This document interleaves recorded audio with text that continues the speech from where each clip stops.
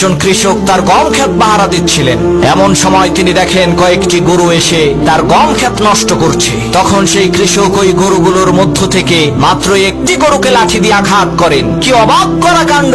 ওই একটি গরুকে লাঠি দিয়ে আঘাত করার কারণে সবগুলো গরু সেই গম ক্ষেত থেকে পালিয়ে চলে যায়। গরুর এই কাণ্ড দেখে সেই কৃষক খুবই অবাক হলেন এবং বলতে লাগলেন, হায় আফসোস, আমরা মানব জাতিরা কতই না হতভাগা। আমরা তো গরুর চাইতেও নিকৃষ্ট।